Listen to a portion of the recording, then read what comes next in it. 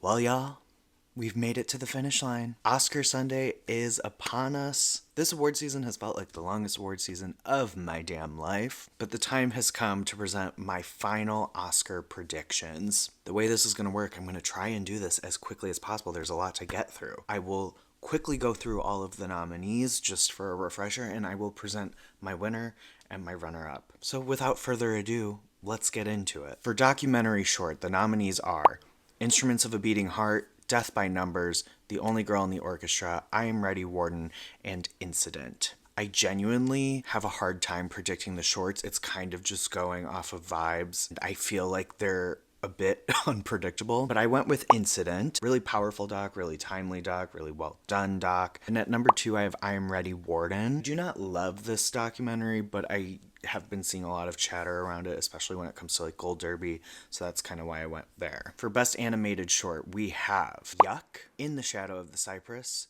Beautiful Men, Wander to Wonder, and Magic Candies. For my winner, I have Beautiful Men, and my runner-up, I have Wander to Wonder.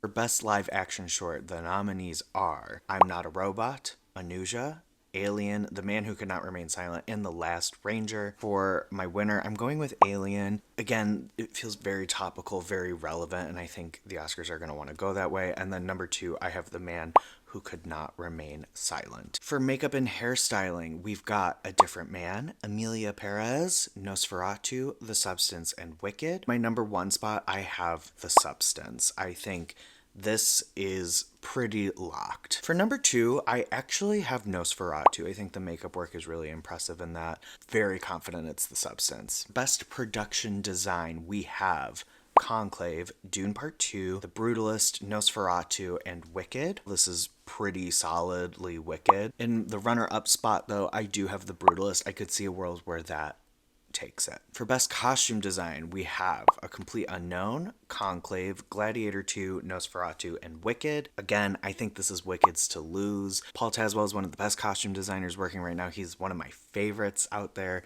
I think there's a lot of costume work, and he does such a great job giving so many factions of Oz identity. It's really impressive, beautiful work. At number 2, I have Nosferatu. I think these are painstakingly recreated period costumes. The Academy loves a recreation of a period. For sound design, the nominees are A Complete Unknown, Dune Part 2, Emilia Perez, Wicked, and The Wild Robot. First and foremost, I just want to say, Wild Robot showing up here at all, really, really cool nomination. Such a cool nomination. I do have Dune Part 2 taking it with Wicked at number 2. I can also see a world where A Complete Unknown is right there too. I think the fact that both A Complete Unknown and Wicked had live singing, I think that really helps its case with the sound design. I think Wicked has a lot more sound going on, but I do think it's Dune Part 2. I think this is where Dune will shine. For Best Song, we've got Like a Bird, Sing Sing, The Journey from the 688, Never Too Late from Elton John, Never Too Late,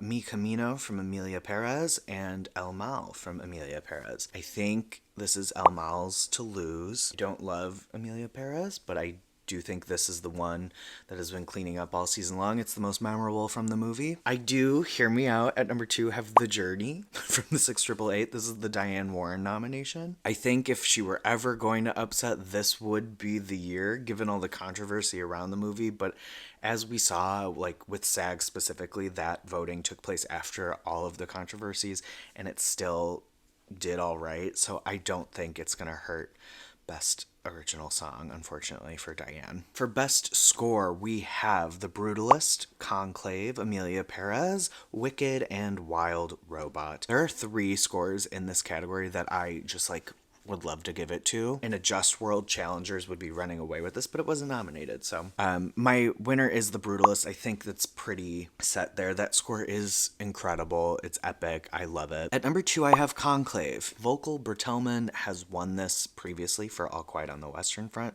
He could repeat here. Yeah, I just love this score. I think it sets a perfect tone. I want it to blast ominously anytime I enter a room just to make people nervous. Great score. Wouldn't hate to see it win here either. I also just want to shout out the Wild Robot score. Just what a score. I want the Wild Robot to win something just so I can hear that score blast and so I can cry. It's Ugh. For Best Documentary, we have Black Box Diaries, No Other Land, Porcelain War, Soundtrack to a Coup d'etat, and Sugarcane. I am getting a little nervous for this one because I want No Other Land to win. I think No Other Land should win. I think it's by far and away the best doc I saw out of this bunch, but it has not won like a major industry award. It's won a lot of critics awards, but it hasn't one major industry award, so I'm getting a little nervous. I still have it at 1 though. At number 2, I have Porcelain War. I think Porcelain War, while hard to see for a lot of people, was also like very topical.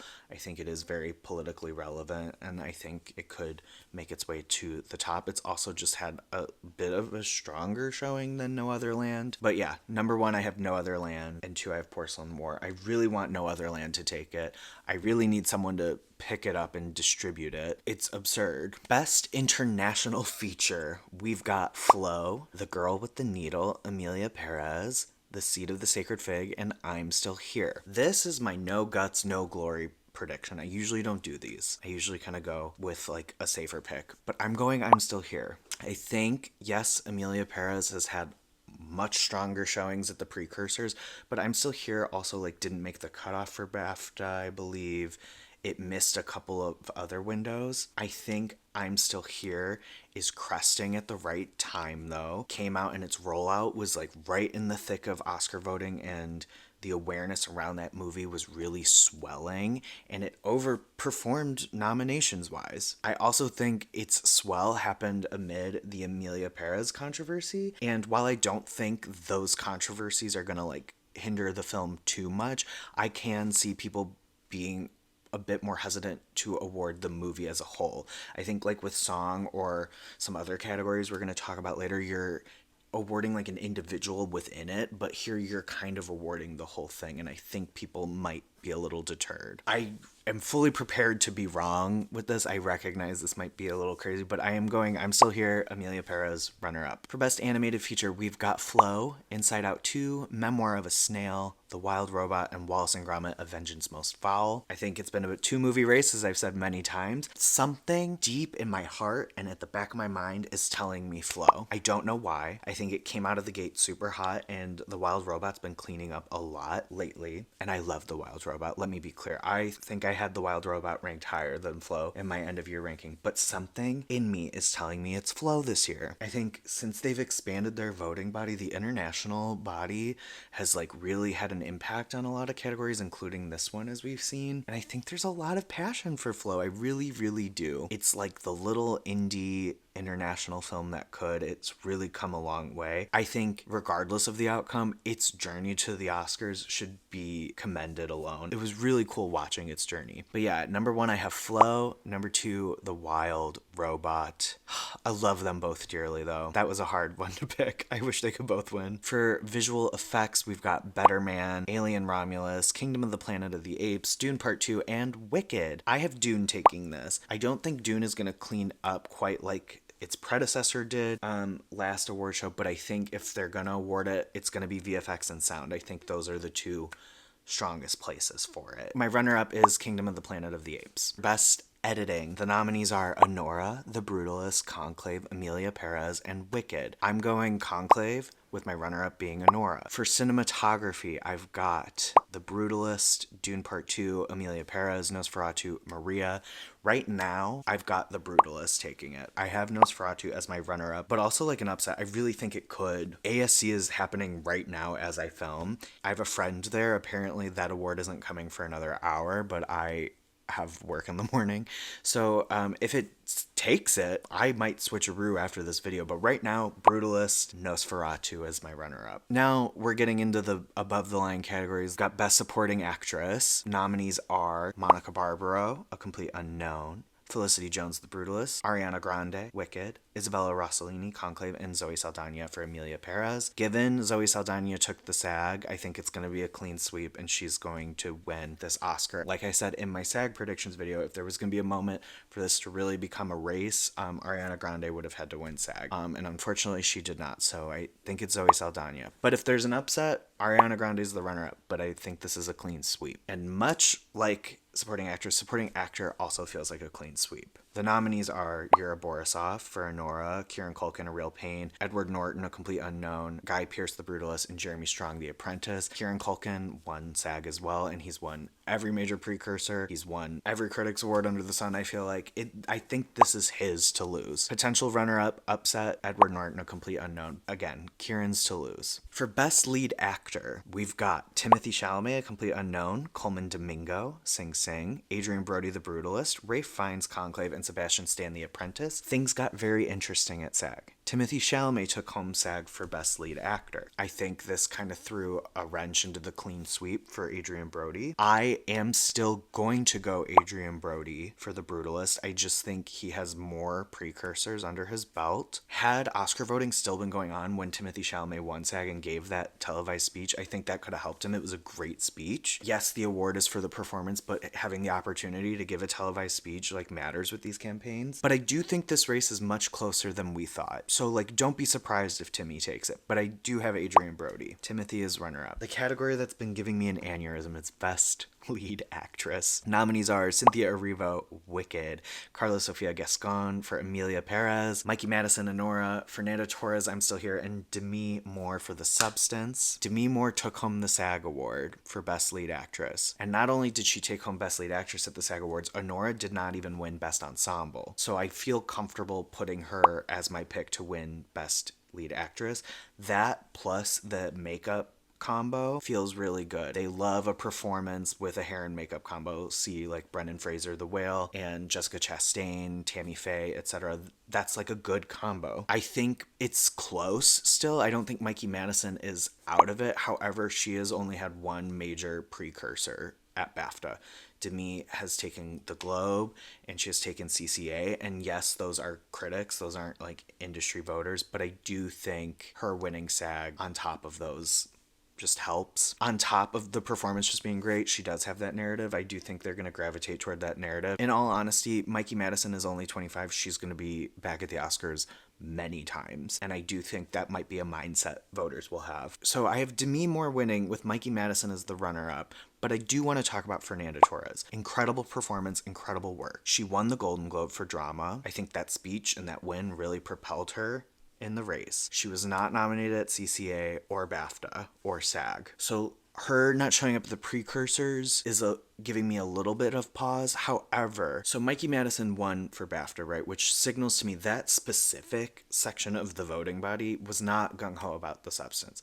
But what happens if they are presented with the option of Fernanda? And honestly, what happens when all of the pieces of the voting body for this award are presented with the option of Fernanda? Most of them haven't had Fernanda as an option. So it's just something to think about. And normally I would have a performance that only showed up at the Globes and the Oscars and wouldn't think about it too hard. However, it's a Best Picture nominee, Best International Feature nominee, and Best Actress. And it's really good. It's really good.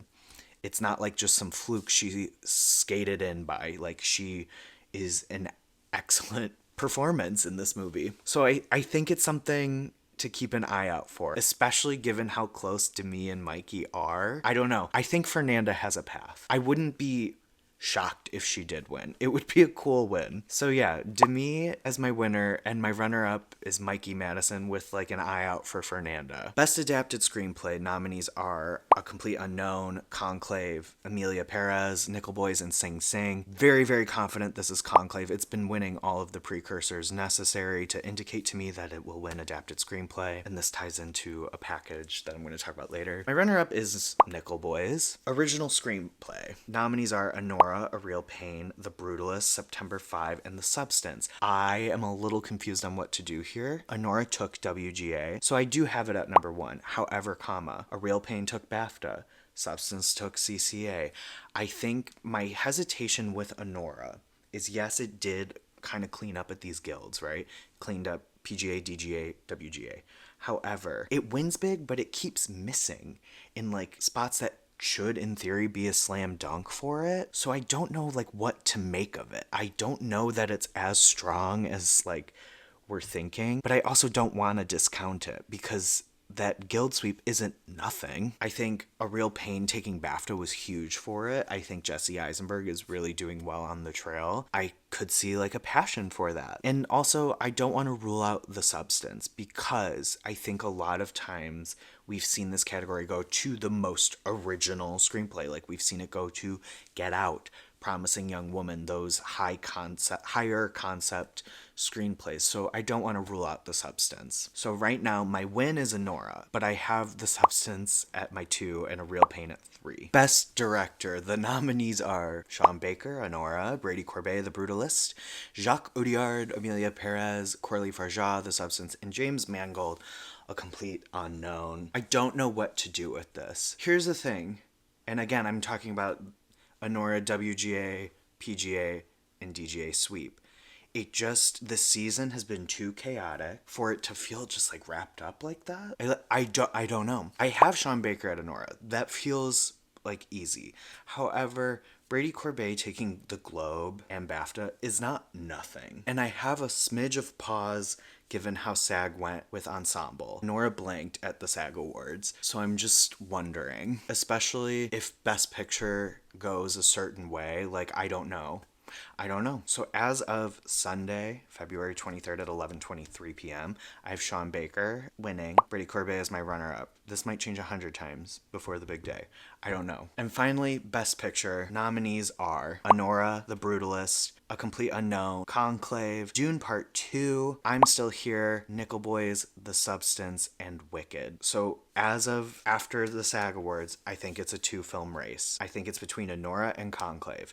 Had SAG given Best Ensemble to Anora, I think it would have been over and done. Had SAG Ensemble gone to Wicked, like some people were predicting, also I think would have gone to Anora. It went Conclave, and Conclave also took home Best Picture at BAFTA. So it's not like a one-off ensemble win. Like, I think there is precedent and like there is passion behind Conclave. The dilemma is BAFTA and SAG strong enough to take out PGA, DGA, WGA, you know? Like, we have 2 of those forces going head to head, which is also kind of leading to my confusion in terms of giving Sean Baker director, because if Anora isn't Best Picture, I don't know that Sean Baker gets director, and maybe he's only recognized with screenplay. I think there could be a world where Anora doesn't win Best Picture, but Sean Baker still gets director. I just don't know. But again, Anora is baffling to me because yes, it's got the guilds behind it. It had a strong showing there, and it's a critical darling. However, it keeps missing in big ways. Yes, it wins in big ways, but it also keeps missing. It only won Best Actress in Casting at BAFTA, but it didn't take Screenplay. Only got Best Picture at Critics' Choice. It completely blanked at SAG. I thought post PGA, DGA, WGA would have done better at SAG. I don't know what to do with this movie because it's got a lot of strength, but it's so inconsistent. So I also wonder, like, is the Academy going to give Best Picture to a film about a sex worker? I know they want to be progressive and with the times, but like I still feel like they're a little prude when it comes to that. And like Conclave, content wise, is political. It really reflects our current times, but it's not exhausting. When you engage with the politics, there's like enough of a barrier where it's not too much. These are just all the things I'm thinking about that a voter could be thinking about when it comes to Best Picture. Also, Conclave, I think, will do well on a preferential ballot. It's like choice rank voting. And I think a lot of people like Conclave at the very least. Everybody kind of just really likes Conclave at the minimum. I think it'll do well on a preferential ballot. I think Anora is a little more polarizing. Like, people either really love it or don't like it at all, whereas I think Conclave kind of falls in that middle ground, and that is helpful. Again, these are just all things I'm like thinking of, considering, what have you. If it were up to me, neither of these would win Best Picture, but that's a different video. So I'm going with Conclave, with Anora as the runner-up. And now I'm tempted to change my director to Corbet. But anyway, Conclave, Best Picture, Anora at number 2. We will see. Let me know what movie you're rooting for this weekend. Let me know your predictions. Stay tuned and see how I did. I will be posting up a storm on social media, so make sure you do what you're supposed to do with all YouTube videos and like, comment, subscribe, and follow me everywhere at the bottom of the screen. I'll see you after we have our new Oscar winners. Bye.